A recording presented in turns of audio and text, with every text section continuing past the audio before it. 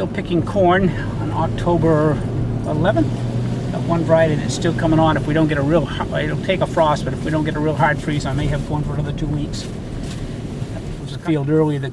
My third field of corn was here, and we have it seeded, winterized, just coming up. A second field was over the way. That's in oats. That's set up. This is a field of squash that I have to harrow and seed in the next day or two. So it's pretty weedy. Looks like death row warmed over right now, but we'll get onto that. Burn wood up front in the greenhouse, so we have to cut about 100 cord in January. We have 3-foot wood for our wood furnace up there, and then I sell some 16-inch and 24-inch wood if we get it ahead. We just screened a month ago, I guess. We just came down here and processed some loam, or this is our base. We use 2 parts of our soil, which is like a Windsor, fairly light sandy soil. 1 part compost, which is from New England Organics.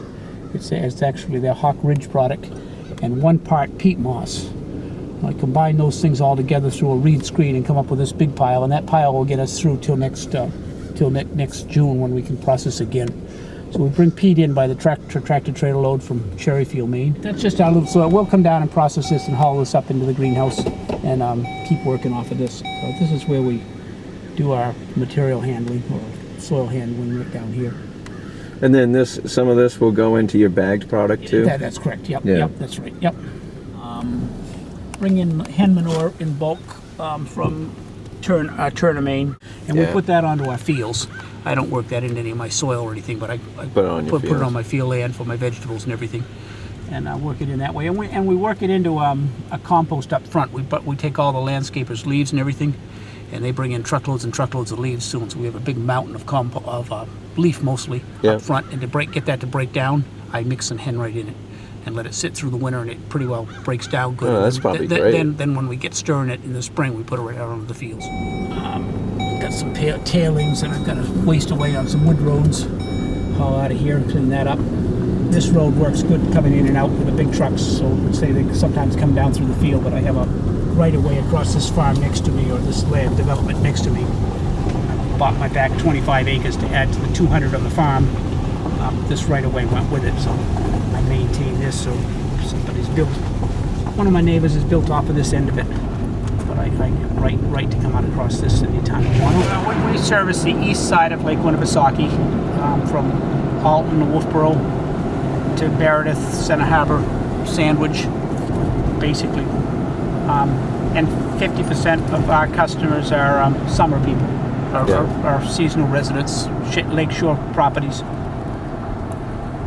This is me across the street here too, 2 unheated polytunnels that I do vegetables in. And that corn I've got in the back is supposed to go on this corn stand. I'm late setting this up this morning, but we do a self-service vegetable stand here, and then produce down at Spiderweb too, that they can weigh tomatoes and things like that down there.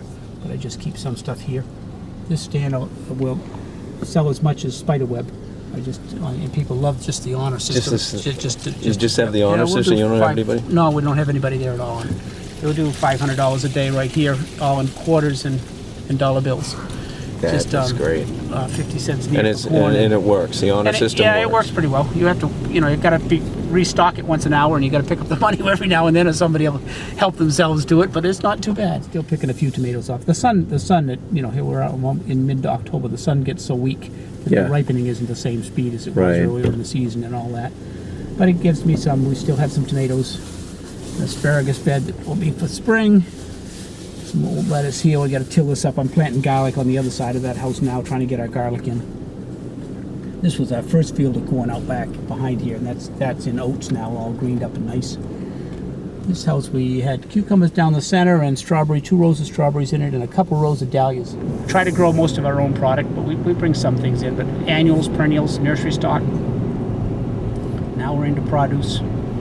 Do Christmas trees, wreaths, to extend the season through Christmas. I'm still heating a couple greenhouses through the winter with wood heat, and we grow a crop of freesias in those in the wintertime, and stock plants. We keep a lot of stock and propagate a lot for our spring needs that way. If I was smart, I'd probably shut down 1st of October 12th, and take the winter off and start up again April 1st, because we're real quiet up here in the wintertime. But that's part part of it. But you are open through the winter time. Yeah, we're open, self-service kind of through the winter. We're down back in January cutting a lot of firewood. We're here doing things. Try to play a little bit during the winter. Yep. Love to grow things. Do better job growing things than I probably do retailing them.